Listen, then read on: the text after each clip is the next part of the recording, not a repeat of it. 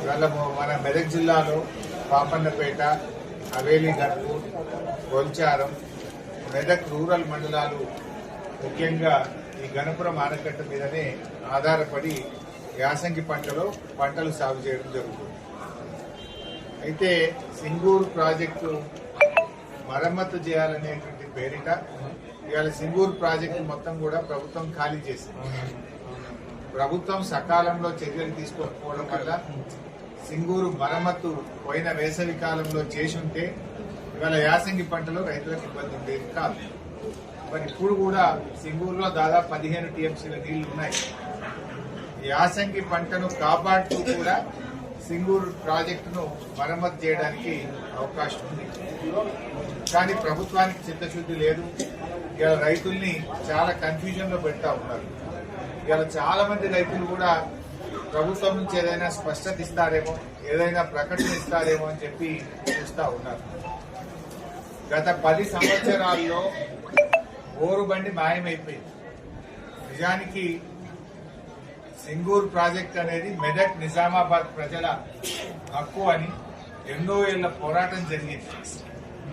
గౌరవనీయులు కేసీఆర్ గారు ముఖ్యమంత్రిగా ఉన్నప్పుడు సింగూరు వాటర్ను మెదక్ జిల్లాకు, నిజామాబాద్ జిల్లా సాగునీటి కోసం మొదటి ప్రాధాన్యత ఇచ్చింది బీఆర్ఎస్ ప్రభుత్వం. హైదరాబాద్ అటు కృష్ణా, గోదావరి నీళ్లు తెస్తూ సింగూరు నీళ్ల ద్వారా 2 పంటలకు కూడా మెదక్, నిజామాబాద్ జిల్లా ప్రజలకు సాగునీరు అందించింది బీఆర్ఎస్ ప్రభుత్వం. అవసరమైతే కాళేశ్వరం నీళ్లను కూడా మళ్లించి 2 పంటలకు కూడా నీళ్లు అందించింది బీఆర్ఎస్ ప్రభుత్వం. అసలు నేను ఆ రోజు నీటిపారుదల శాఖ మంత్రిగా ఉన్నప్పుడు జీవో ఇచ్చి, యాసంగి పంటకు జీవో ఇచ్చి 3 విడతల్లో ఎన్నెన్ని నీళ్లు ఇస్తామో కూడా పంట సాగు కంటే ముందే జీవో ఇచ్చినాం. హైదరాబాద్ కు రావాల్సిన అవసరం లేకుండా, రైతులు ఎదురు చూడకుండా 10 ఏళ్లు 2 పంటలకు నీళ్లు ఇచ్చింది బీఆర్ఎస్ ప్రభుత్వం. కానీ ఇలా కాంగ్రెస్ వచ్చింది, మళ్లీ కష్టాలు మొదలైంది. సోషల్ మీడియాతోని రైతులకు ఇవన్నీ ఇబ్బందులు పెట్టడం కరెక్ట్ కాదు. అందరికీ స్మార్ట్ ఫోన్లు ఉన్నాయి, చాలా చోట్ల నెట్వర్క్ ఉండదు. మరి కౌలు రైతుల పరిస్థితి ఏంది? ఇప్పుడు ఏమంటుంది ప్రభుత్వం? ఒరిజినల్ రైతు అంటే కౌలు రైతుకు కౌలు ఇచ్చినట్టు రాసిస్తే అప్పుడే కౌలు రైతుకు యూరియా ఇస్తారట. మళ్ళా టెనెన్సీ యాక్ట్ ఉంది, అసలు వాడు కౌలు ఇచ్చినే బంద్ పెట్టరు. అంటే లక్షలాది మంది కౌలు రైతుల భవిష్యత్తు ప్రశ్నార్థకమైతుంది. టెనెన్సీ యాక్ట్ తో, ఇప్పుడు మీరు తెచ్చిన కొత్త చట్టాలతో ఇప్పుడు మీరు ఈ లింకులు పెడితే రేపు కౌలుకిచ్చుడే బంద్ అయిపోయే ప్రమాదం ఉన్నది. ఆనాడేమో పెద్ద పెద్ద మాటలు మాట్లాడిండ్రు. ఏ కౌలు రైతుకు కూడా మేము రైతు బంద్ ఇస్తాం, కౌలు రైతులకు పంట నష్టపరిహారం ఇస్తాం, రైతుకి ఇస్తాం, కౌలు రైతుకి ఇస్తాం అన్నారు. గెలవంగానే మాకు సంబంధం లేదు, రైతు కౌలు రైతు చూసుకోవాలన్నారు. మీరు చేసే తుగ్లక్ పనుల వల్ల, ఈ యాప్ల పేరిట, యూరియా బస్తాల పేరిట అసలు కౌలు రైతులకు మొదటికే మోసం చేస్తున్నది కాంగ్రెస్ ప్రభుత్వం. రేపు రైతులే కౌలుకు ఇవ్వని పరిస్థితి ఏర్పడుతుంది. రైతులకు, కౌలు రైతులకు మధ్య పంచాయతీ పెడుతుంది ఇలా కాంగ్రెస్ ప్రభుత్వం. ఈ యూరియా కోసం ఎన్నిసార్లు తిరగాలి? బాయికాడ బర్రెని దుడ్డని చూసుకోవాలన్నా, వ్యవసాయం చూసుకోవాలన్నా, మీ ఆఫీసర్ల చుట్టూ తిరగాలన్నా? యాప్ కోసం ఒకసారి తిరగాలి. ఆ ఇచ్చే యూరియా బస్తాలు కూడా ఎకరానికి 2 ఇస్తాం, ఆ 3 ఇస్తాం. 3 ఇస్తే 3 సార్లు ఇస్తారట, అవి కూడా ఒకసారి ఇయ్యడట. అంటే నీ యాప్ కోసం ఒకసారి తిరగాలి. ఆ ఇచ్చే 3 బస్తాలకు మొదలొక బస్తా, మధ్యలో ఒక బస్తా, పొట్టకొచ్చినాక ఒక బస్తా. అంటే రవాణా ఛార్జీలు, ఆటోలు, బస్ కిరాయిలు పెరుగుతాయి. ఇప్పటికే బస్ ఛార్జీలు డబుల్ చేసిన మొగోళ్లకు. బస్ ఛార్జీలు రేవంత్ రెడ్డి వచ్చిన 2 సంవత్సరాల్లో 2 అంతలైనాయి బస్ ఛార్జీలు. అంటే నువ్వు ఆఫీసర్ల చుట్టూ తిరగాలి తప్ప వ్యవసాయం చుట్టూ తిరగాల్సిన అవసరం లేదా? రైతుల్ని మొన్ననే యూరియా బస్తాల కోసం 10 సార్లు లైన్లో నిలబెడితే ఒక్కొక్క బస్తా ఇచ్చినావు. ఇప్పుడు యూరియా సరఫరా చేతగాక యూరియా ఎగబెట్టడం కోసం ఇవాళ కేంద్ర రాష్ట్ర ప్రభుత్వాలు 2 కలిసి రైతుల ఉసురు పోసుకుంటున్నాయి. ఎప్పుడు ఇస్తారు అని రైతుల పక్షాన్ని నేను అడుగుతా ఉన్నా. తక్షణమే రైతులకు ఇవ్వాల్సిన 1200 కోట్ల రూపాయల బోనస్ విడుదల చేయాలని డిమాండ్ చేస్తా ఉన్నాం. ఇప్పుడు యాసంగి కూడా రైతు బంధు ఎప్పుడు ఇస్తారు? ఇంకా ఆల్రెడీ పంట సీజన్ స్టార్ట్ అయింది. రైతులు దున్నుతున్నారు, చేను రెడీ చేసినారు, నార్లు పోసినారు. మరి పెట్టుబడి సాయం అనేది మొదట్లోనే ఇవ్వాలి కదా. మరి యాసంగి రైతు బంధు ఎప్పుడు విడుదల చేస్తారు? ఇంకొక వైపు వ్యవసాయ మంత్రి ఏమో చిన్న చిన్నగా లీకులు ఇస్తున్నాడు. ఏమని? మేము యాసంగి రైతు బంధు సాగు చేసిన వాళ్ళకే ఇస్తాం, మిగతా వాళ్ళకి ఎగబెట్టమంటున్నాడు. ఇప్పుడు ఓట్లేదాకా ఆగింద్రా? యాసంగిలో ఎవరికి ఇస్తారు, ఎవరికి ఇవ్వరు? ఈ రాష్ట్రంలో 50-60 లక్షల ఎకరాల్లో పత్తి సాగు చేసే రైతులు ఉంటారు. వాళ్ళు ఒక పంటనే చేస్తారు, పత్తి 6-7 నెలల పంట. మరి ఆ పత్తి రైతులకు ఇస్తారా, ఇయ్యరా? చెరుకు రైతులు, పసుపు రైతులు, అనేక మంది రైతులు ఉన్నారు. మరి ఆ రైతులకు ఈ రోజు మీరు యాసంగికి సబ్సిడీ ఇస్తారా, ఇవ్వరా? కందులు 10 నెలల పంట, చెరుకు 11 నెలల పంట, పత్తి 7 నెలల పంట, పండ్ల తోటలు ఉన్నాయి, ఆయిల్ పామ్ ఉన్నది. మరి రైతుల పరిస్థితి ఏంది? అంటే నువ్వు అప్పుడేమో రేవంత్ రెడ్డి 3 పంటలకు ఇవ్వాలి రైతు బంధు అన్నాడు, ఇప్పుడేమో ఒక్క పంటకే ముక్కులకు వచ్చిందా? ఇప్పటికే నీ ప్రభుత్వం వచ్చిన తర్వాత 2 ఏళ్లలో 2 పంటలకు రైతు బంధు ఇచ్చినావు, 2 పంటలకు రైతు బంధు ఎగ్గొట్టినావు. మరి ఇప్పుడు యాసంగి రైతు బంధు సంగతి ఏందో స్పష్టంగా చెప్పాలి. అందరూ రైతులకు కూడా యాసంగిలో రైతు బంధు నిధులు వెంటనే విడుదల చేయండి. విడుదల చేసి రైతాంగానికి 3 విడతల్లో నీళ్లు ఇచ్చి యాసంగి పంటకు సాగునీరు అందించాలని డిమాండ్ చేస్తున్నాం. ఒకవేళ ఇవ్వలేని పక్షంలో స్పష్టమైన ప్రకటన ఇచ్చి రైతులకు మరి నష్టపరిహారం అందించాలని చెప్పి రైతుల పక్షాన, బీఆర్ఎస్ పార్టీ పక్షాన ఈ రోజు మేము డిమాండ్ చేస్తా ఉన్నాం. ఈ ప్రభుత్వమే రైతు వ్యతిరేక ప్రభుత్వం. ఈ ప్రభుత్వం వచ్చిన తర్వాత అడుగడుగునా రైతులకు కష్టాలు పెడతా ఉన్నారు. పోయిన వానకాలంలో యూరియా దొరకలేదు, పోయిన వానకాలంలో జనుము, జీలుగు విత్తనాలు దొరకలేదు. రైతులను రకరకాల ఇబ్బంది పెడుతున్నారు. ఇదే మెదక్ వచ్చిన ముఖ్యమంత్రి గారు ఏడుపాయల అమ్మవారి మీద ప్రమాణం చేసి, మెదక్ చర్చ్ మీద ప్రమాణం చేసి రుణమాఫీ చేస్తా 15 ఆగస్టు కల్లా అన్నాడు.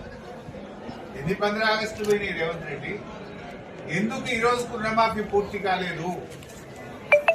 కేవలం 40% మంది రైతులకు మాత్రమే రుణమాఫీ జరిగింది. ఇలా రుణమాఫీ విషయంలో రైతుల్ని మోసం చేసినారు, రైతు బంధు విషయంలో రైతుల్ని మోసం చేసినారు, బోనస్ విషయంలో రైతుల్ని మోసం చేసినారు, ఎరువుల సరఫరాలో ఫెయిల్ అయిపోయినారు, విత్తనాల సరఫరాలో ఫెయిల్ అయినారు, పంట కొనుగోలు విషయంలో కూడా ప్రభుత్వం ఫెయిల్ అయిపోయింది. పోయిన యాసంగి బోనస్ ఇప్పటి వరకు రాలేదు. రాష్ట్రంలో పోయిన యాసంగికి 1200 కోట్ల రూపాయల బోనస్ ఇంకా కూడా ప్రభుత్వం ఇవ్వడం లేదు. 6 నెలలు అయిపోయినా బోనస్ పైసలు పట్టలేవు. ఈ వానకాలం బోనస్ కూడా 600 కోట్లు బకాయి పడ్డది ప్రభుత్వం. పేరుకేమో 24 గంటల్లో వేస్తున్నాం, తెల్లారే ఇస్తున్నాం అంటున్నారు. నెలలు గడిచిపోయిన యాసంగి బోనస్ బల్లే, వానకాలం బోనస్ బల్లే. యాసంగి 1200 కోట్ల రూపాయలు పెండింగ్ ఉంది. యాసంగిలో ఈ వానకాలం 600 కోట్లు పెండింగ్ ఉంది. 1800 కోట్ల రూపాయలు బోనస్ ఈ రోజు కూడా పెండింగ్ లో ఉన్నాయి. బొంబాయిపల్లిలో అన్ని బోరు బండ్లు కనబడుతున్నాయి. గతంలో అసలు బోరు బండి అనేది కేసీఆర్ గారి హయాంలో మాయమైంది. యాసంగికి నీళ్లు వస్తాయా రావా అని మా పాపన్నపేట రైతులు, మా హవేలీ గన్పూర్ రైతులు, మా కొల్చారం రైతులు బోర్లు వేసుకుంటా ఉన్నారు. అంటే మళ్ళీ అప్పులపాలు అవుతున్నారు రైతుల పరిస్థితి. అంటే మార్పు తెస్తాం అంటే మళ్ళీ ఏం మార్పు తెచ్చారు? పాత రోజులు తెచ్చారు. మళ్ళా బోర్ల చుట్టూ రైతులు మళ్ళీ అప్పులపాలు అయ్యేటువంటి పరిస్థితి తెస్తా ఉన్నారు. 10 ఏళ్లలో ఒక్కనాడు కూడా బోర్ వేయలే రైతులు. కానీ మళ్ళీ కేసీఆర్ పాలన పోయింది, కాంగ్రెస్ పాలన వచ్చిందంటే మళ్ళీ బోరు బండ్లు వచ్చినాయి. మళ్ళీ బోర్లు వేసేటువంటి ఇబ్బందులు, బాధలు ఇవాళ రైతులకు వస్తా ఉన్నాయి. మొన్న ఒక రైతులకు ఫోన్ చేసి, దుర్గయ్య అనే రైతు నాకు పాపన పెట్టుకెళ్ళి, సార్ నీళ్లు వస్తాయా రావా అని అన్నాడు. ఏం చెప్పాలి? కాంగ్రెస్ పాలనలో ఏమో అర్థమైతలేదు సార్, మేము నారు పోసుకోవాలన్నా వద్దా సార్, ఎట్లా సార్ అని దుర్గయ్య అనే రైతు నాకు ఫోన్ చేసి పాపన పెట్టుకెళ్ళి అడుగుతావు. అంటే ఎంత గందరగోళంలో ఈ ప్రభుత్వం ఉంది. మీరు రైతులకు స్పష్టత అయ్యారా? ఈ పాటికి నార్లు పోసేసి నారు పెరుగుతుంది, రేపు మాపో నాట్లు వేసే కాలం వచ్చింది.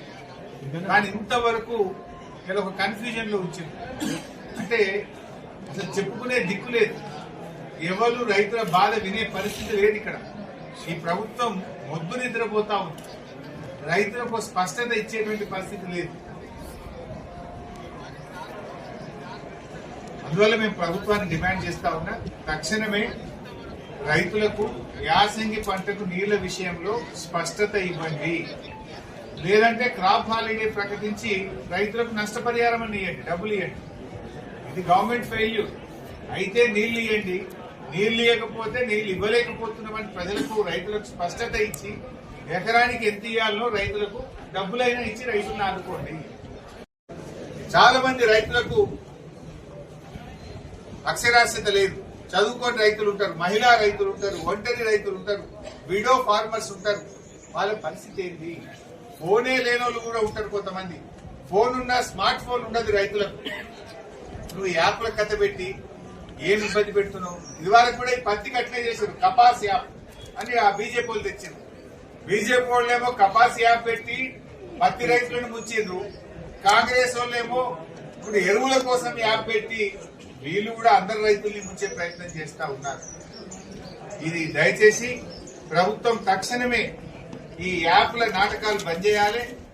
గతంలో మాదిరిగా దుకాణాలలో రైతులకు అవసరమైన యూరియా అందించాలని చెప్పి మేము డిమాండ్ చేస్తా ఉన్నాం. ఎప్పుడైనా కూడా రైతుకు యూరియా అనేది బీఆర్ఎస్ హయాంలో, కేసీఆర్ గారి హయాంలో ఒక ఫోన్ చేసి ఆటో ఆయన చెప్తే యూరియా బస్తాలు తెచ్చి బాయికాడ్ వేసిపోయింది, ఇంటికాడ వేసిపోయింది.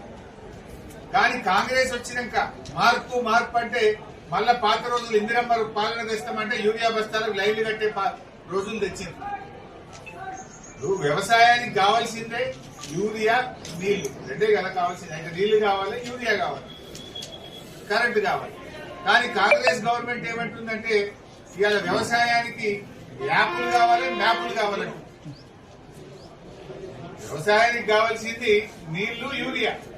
కానీ కాంగ్రెస్ ఏమంటుంది? యాప్లు, మ్యాప్లు కావాలంటుంది. ఇది ఎట్లుందంటే ఆడలేకపోవడం మధ్యలో అన్నట్టు యూరియా సరఫరా చేయడం చేతగాక ఈ ప్రభుత్వం దొంగ నాటకాలు ఆడతా ఉంది. మళ్ళీ ఇప్పుడు మ్యాప్లు, యాప్ల పేరిట రైతుల ఉసురు పోసుకుంటా ఉన్నారు. ఇది ఒక అనాలోచితమైన చర్య, ఒక తుగ్లక్ చర్య. తక్షణమే దీనిని విరమించుకోవాలని చెప్పి బీఆర్ఎస్ పార్టీ పక్షాన, రైతుల పక్షాన డిమాండ్ చేస్తా ఉన్నాం.